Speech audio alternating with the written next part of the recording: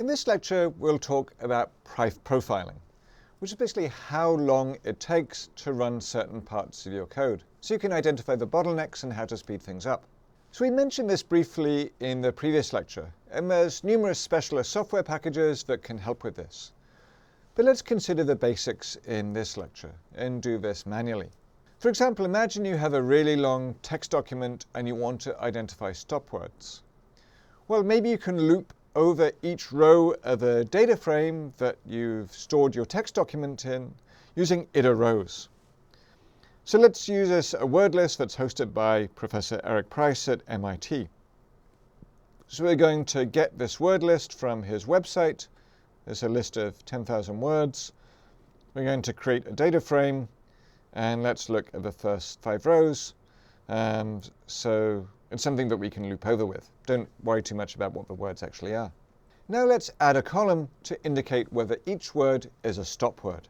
And then we're going to loop over each row of a data frame and apply a function to that row, and to set isStopWord to true if the word's a stop word, otherwise false. I don't recommend doing this. This is a really inefficient way of working with a data frame, but I want to show you how to profile your code and use it as an example. So we're going to import our stop words, initialize this column, and then we have a function that's going to loop over every row of this data frame. And if the word column in this row is in the stop words, then we're going to set this isStopWords column to true. Otherwise, we're going to set it to false. Remember, IDX, this is going to be the index of each row that's produced by the iter_rows function. And then we're going to use this, what's called a magic function in Jupyter or IPython. And a magic function is preceded by this %sign.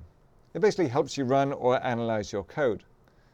So it's telling us, run this line of code here, but let's time it. And it's going to run it multiple times so we get an average.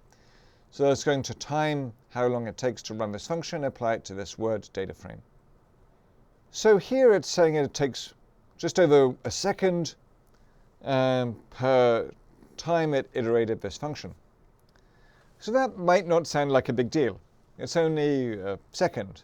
But if you're dealing with tens of thousands or millions of long documents, these seconds are going to add up.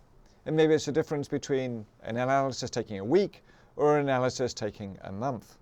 So what if rather than iterating using iter_rows, we use a lambda function? So I'm going to take a word data frame in the word column, and we're going to apply this lambda function. What is this lambda function?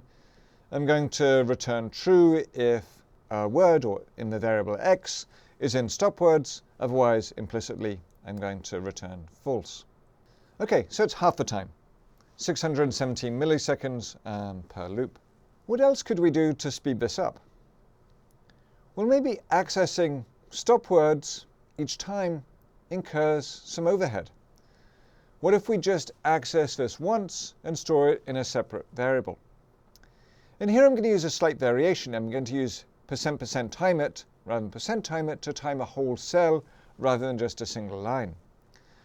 So I did this before. I didn't tell you why I did it. Rather than use stop words, words English, I'm just going to store it in S-words and then use S-words as a temporary list. And this takes, wow, 22 milliseconds rather than 617 milliseconds. So a lot of the time, it seems, was accessing the stop words from the NLTK library, rather than just doing this once and storing it in stop words. So time it, these magic functions, are a very simple way to assess how long a piece of code takes to run. And then once you know which part of your code is taking a long time, you can experiment with different ways to speed things up.